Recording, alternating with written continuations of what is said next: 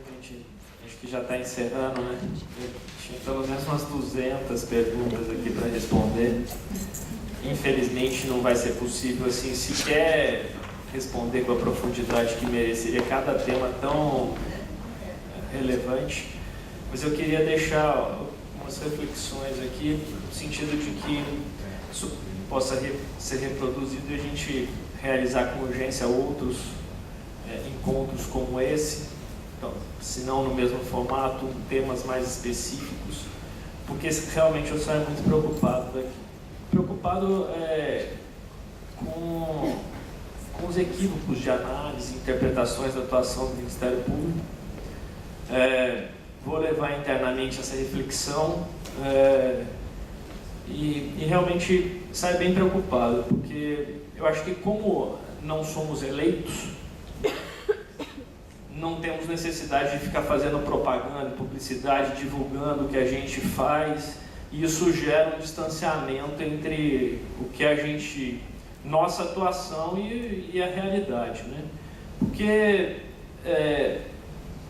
em síntese, saio daqui absolutamente, eu como promotor, sempre digo, amanhã vou ter muita preocupação em apresentar um termo de ajustamento de conduta. Se todo mundo falou em termo de ajustamento de conduta e com termo de ajustamento de conduta é um instrumento jurídico previsto na legislação única do Brasil. Nenhum outro país do mundo tem um instrumento semelhante, instrumento importantíssimo de prevenção. Ele é um instrumento de prevenção, né? E que evidentemente deve ser bem usado e não confundido com licenciamento. Se algum promotor assinou um termo de ajustamento autorizando o empreendimento ou liberando qualquer obra, esse TAC é ilegal e deve ser corrigido, tá? Então, assim, é bom a gente entender o sistema jurídico nosso, como funciona, porque daí eu acho que alguns aqui tem me causam um pouco de preocupação com interpretações equivocadas do papel do Ministério Público. Nós não concedemos a licença ambiental. Nós fazemos parte de um controle de legalidade desse processo de licenciamento que eu até convido quem não participou para ir participar para entender a falácia que é esse licenciamento nosso hoje. Tá? Então, assim, daí a gente faz um controle de licenciamento, a gente analisa agora. Quem é capaz, qual instituição no mundo é capaz de analisar milhões de processos de licenciamento e milhões de estudos de impacto ambiental apresentados ao licenciador, né? E daí, o sistema nosso é feito quando você olha lá, podem entrar com ação civil pública, Ministério Público, Defensoria Pública, União, Estado, Município, associações, tá? O sistema se inverteu, nenhuma associação entra com ação hoje, é tudo representação no Ministério Público, a gente recebe de 10 a 20 representações por dia. E como é que a gente vai conseguir dar atenção devida a toda essa demanda reprimida? Então, eu acho que a gente tem que estabelecer alguns pontos assim e promover mais encontros como esse para a gente trazer o nosso mundo jurídico para a realidade fática. Porque assim, eu saio absolutamente distante daqui e me parece, hoje eu me sentia fazendo uma reflexão aqui que eu estava fazendo uma apresentação para a FIENG. Porque eles não podem ouvir falar de TAC. Empreendedor não pode ouvir falar de TAC. Sociedade civil não pode falar de TAC. O que a gente fala, então? Para quem que a gente fala? Então, assim, é motivo de reflexão. Eu vou citar um caso, assim, bem emblemático do nosso colega de Viçosa que saiu daqui. Ele fez uma expressão, quem ouviu o que ele falou, fala assim, esse TAC é ilegal, que absurdo esse TAC no município de Viçosa. Gente, eu participei da discussão, apesar de não ser promotor lá, o colega meu me pediu ajuda, eu participei. O licenciamento é federal, concedida a licença prévia pelo IBAMA, tá? E o fato em Viçosa o mineroduto por onde ele passa, ele atingiria a área de manancial. Tudo bem. O colega lá, promotor brilhante, fez um inquérito, analisou a questão técnica, fez um laudo, conseguiu um laudo com a universidade lá, produziu um laudo em que, olha, pode ser comprometido o abastecimento público do município de Viçosa, tá? nós chegamos para a reunião, ele falou assim, ó, nós estamos com a ação pronta. Se alguém tiver interesse, eu mostro, eu posso mandar amanhã cedo as ações para vocês, para não dizer que eu estou mentindo aqui, eu posso mandar as ações. O Leonardo Maia e o Spencer, promotor de Viçosa, estavam com as ações prontas, simplesmente contestando o impacto em Viçosa. Por quê? Falar em licenciamento deslocaria a competência para a Justiça Federal, e sairia das nossas atribuições e iria para o Ministério Público Federal, que tem muito menos capilaridade do que o Ministério Público Estadual. Você não tem um procurador da República em cada comarca, você tem um promotor de justiça em cada comarca.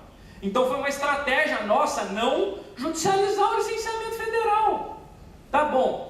Quando chegou na definição, nós falamos, vamos entrar com ação? Legal, vocês querem que a gente jogue para a torcida, chegar aqui para vocês e falar assim, ó, nós temos milhões de ações interpostas, sem resultado efetivo nenhum? É isso? Nós vamos tirar da nossa responsabilidade e jogar para o Poder Judiciário e falar assim, vocês fiquem anos aí, juiz, julgando essas causas, com fundamento, com ações belíssimas. Eu tenho ação lá, se vocês quiserem eu trago a ação aqui de Capão Xavier, é linda a ação. É linda a ação. O empreendimento tem revalidação de licença de operação concedida e sequer o juiz determinou a perícia no local. Sequer determinou a perícia. O volume já tem mais 10 volumes. Então, assim, é bom a gente fazer essa reflexão. O que aconteceu nesse caso de Viçosa, só para finalizar, pegar um caso bem emblemático para entender essa dificuldade do promotor em fazer essa definição. Pois bem, o que a gente quer? Não, intervenção no município. Ok. O que a gente propôs para a empresa? Ó, vocês vão assinar um termo de compromisso, de responsabilidade, de que vocês não vão intervir em nada, não fazer nenhum tipo de obra, até que seja definida e garantida que não há interferência no abastecimento público de Viçosa. E mais, vocês vão custear, fundamentado no princípio do usuário pagador, a elaboração por meio de equipe técnica de um relatório imparcial capaz de aferir essa questão.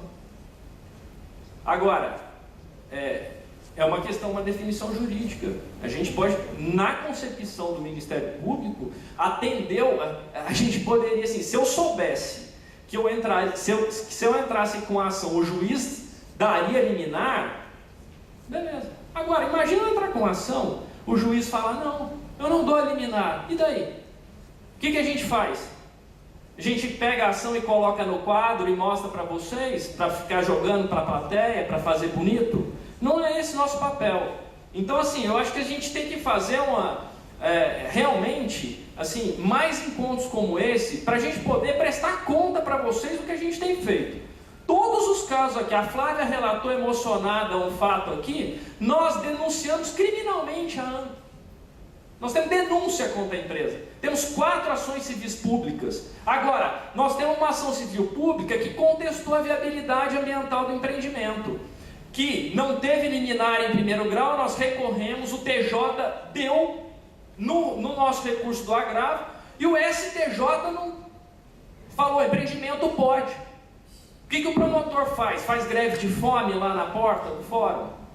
Ou respeita a decisão da STJ e tenta outros mecanismos? Foi o que a gente fez. Agora, olha, você pode fazer acordo, é disponível. Gente, uma ação que está no STJ, a STJ diz que a viabilidade do empreendimento foi superada. No que se refere a essa ação, a gente fez uma proposta. Eu acho que se passasse 300 anos, nenhum empreendimento traria os benefícios que esse acordo. Tanto é que não foi assinado ainda, porque o empreendedor não aceitou. Com milhões de restrições, com uma série de coisas tentando resolver o problema ambiental. É passivo de crítica? É passivo. Agora, o momento jurídico daquela decisão influenciou. A gente vai ficar o quê? 10 anos com uma ação andando? Isso não significa que a gente não atue em cada fato pontual. Depois dessa ação nós já tivemos mais uma no que se refere ao patrimônio arqueológico, outra no que se refere à linha de transmissão e não anuência do IBAMA, temos outros inquéritos civis em andamento, e a nossa atuação é essa, que ela falou, não cumpre condicionalmente. Eu pergunto, daí a gente assume a responsabilidade, fica parecendo que o Ministério Público é um empreendedor, né? É a gente que está ali instalando empreendimento, ou nós fizemos um acordo com o Estado, ó, vamos facilitar esse licenciamento. Tá, o Estado, naquele caso ali, deu uma licença prévia com mais de 113 condicionantes. Qual empreendimento é viável ambientalmente que tem que ter 113 condicionantes? E para você fiscalizar isso, o que você faz? Né? Então, o que a gente tentou, por exemplo, nesse acordo é assim, vocês estão querendo cumprir a condicionante? Então vamos transformar essas condicionantes em título executivo, que é a natureza jurídica do TAC. Então, quando você disse, olha, ele não cumpriu, algum equívoco nesse TAC. Porque o TAC ele tem natureza de título executivo, então a eficácia jurídica é extremamente importante para a gente. Quando o cara se obriga ali no termo de ajustamento de conduta, se ele não cumprir, você tem a multa diária, que ele vai ser executado e tem que fazer aquilo. Então você tem que executar. Então assim, a gente tem que ter muito cuidado com isso, porque assim, o Francisco está aí, assim, para os novos promotores, em cursos contínuos, o que a gente frisa nos limites do TAC, cuidado para a elaboração, porque há equívocos. Você pode até pegar um TAC aí em que o promotor fez algum tipo de besteira, alguma coisa que deve ser corrigido. Pode ter a apelação desse TAC, esse questionamento. Agora, na maioria dos TACs, há sim um grande benefício social. Então a gente tem que ter cuidado nessas críticas para não subverter o entendimento de um instrumento extremamente relevante para a defesa do meio ambiente e passar a não usar mais. A gente vai o quê? Qualificar e classificar esse... Olha, quando você fala em TAC, você está falando em acordo, em conluio com capital, em ajuste e consenso com a empresa de forma a flexibilizar a lei. Não podemos fazer isso. O nosso papel como promotores é de cumprimento da lei.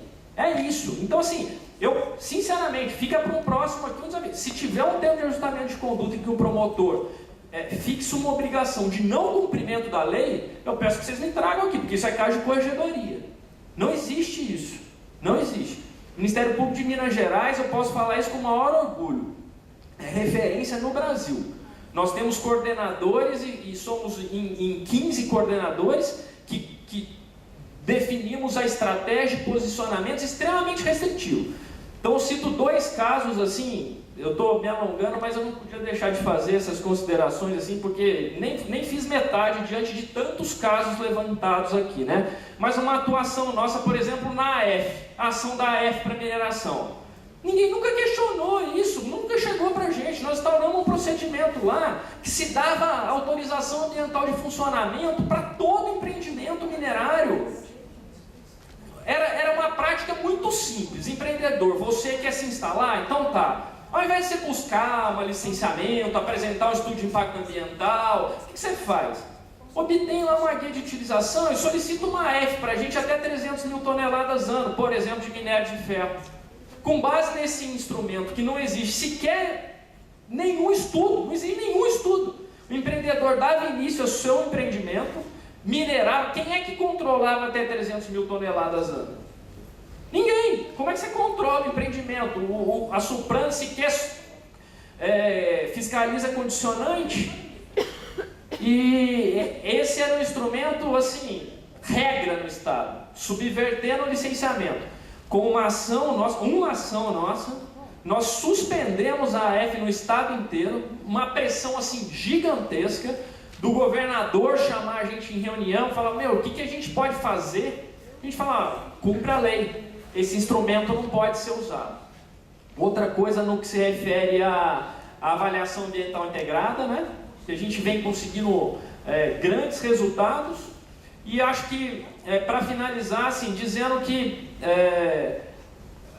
acho interessante isso, a gente tem que ter cuidado realmente nesse nosso papel assim, de cumpridores da lei. Porque, para mim, tem convicção absoluta de que o Código Florestal ele foi alterado em razão, em grande percentual, em razão da atuação do Ministério Público. Porque chegou num ponto em que as ações começaram a transitar em julgado nos tribunais superiores, de obrigação de averbação de reserva legal, de recuperação de APP. Então aqueles produtores, aquelas áreas rurais em que viviam sob olha, a lei não pegou, não vou cumprir isso, foi passada a exigir. Então assim, é um movimento que ele não é de um dia para o outro. As nossas ações demoram para ser julgadas, demora esse trânsito em julgado, mas esse resultado ele vem. Então o Código Florestal é nesse sentido. Eu acho que grande fundamento para essa alteração foi exatamente assim. Olha, não é uma questão de alteração de uma lei para se adequar, é simplesmente assim, nós não cumprimos a lei, fomos obrigados judicialmente, agora nós temos que, ao invés de cumprir, nós temos que mudar a lei. Então, responsabilidade de conselheiros, tem vários outros temas, nós temos ações contra conselheiros, mas o tempo já mais que esgotou, eu peço só desculpa, é muito pouco tempo, muito assunto, eu fui questionado aqui por várias questões, peço desculpa pelo adiantado do horário, assim, né, por ter ultrapassado o meu limite aqui, mas não poderia deixar de falar isso, né. Então, assim, peço desculpas aí por qualquer coisa, nosso Ministério Público aqui procura se aperfeiçoar, vem tentando definir estratégia, nossa atuação hoje é muito mais restritiva do que há 6, 7, 8 anos atrás, e me coloco à disposição para uma reunião de prestação de contas para mostrar assim, de forma assim, rápida os resultados das nossas ações, dos nossos termos de ajustamento de conduta, porque eu acho que isso é fundamental para um entendimento mínimo do nosso papel, para que não se confunda licenciamento ambiental com TAC, com autorização, com ação. São instrumentos absolutamente diferentes e todos importantes na sua medida, tá? Muito obrigado. Eduardo, como hoje de manhã eu falei de TAC, não sei se o doutor estava aqui quando eu falei, então eu fiz uma pesquisa, um diagnóstico socioambiental sobre a várzea do Amazonas, pegando o Baixo Amazonas. E ali havia um instrumento de intervenção do poder público, importante papel do Ministério Público lá. Havia um conflito de criação de búfalo na várzea. E o Ministério Público usou o TAC. Naquele momento, a reflexão que eu fiz é que, num certo sentido, a indefinição da situação era até melhor para o próprio grupo. Bom, eu só fiz essa análise nesse contexto, é uma análise concreta, uma análise etnográfica. E o procurador reconheceu. Ele não fez o TAC. E esse grupo veio com a titulação do quilombo. Mas é claro que o TAC é um instrumento de intervenção do poder público. Eu tenho que ver em cada situação que serve. Foi mais nesse sentido. Entendeu? Foi isso que eu disse. E só para complementar... Mas como ficou uma coisa com todo o seminário falando contra o TAC... Não, mas eu nem vi a senhora falando e não foi uma resposta para a senhora, foi uma constatação geral, assim. Mas assim, para a senhora, a Teca está aí, eu sei da atuação dela, mas, por exemplo, no Gandarela, faz mais de 3 anos que a gente tem um inquérito. Nós assinamos algum TAC com a empresa? A atuação naquele inquérito em face da H tem 8 recomendações para o Estado. 8 recomendações para que deixe de dar algum tipo de licença ou autorização. 8. Tá? Então, assim, o que é importante, que eu tentei deixar isso aqui, para a gente não carimbar o instrumento como um instrumento relacionado a consenso, a flexibilização. Tá? Não é isso, em hipótese alguma, e a gente pode até fazer estudo de alguns TACs para uma outra oficina, exatamente para mostrar isso. Tem TACs impertinentes, tem TACs que foram em um momento inadequado, mas eu acho que assim, nós não podemos, eu tenho como maior instrumento do promotor hoje o TAC.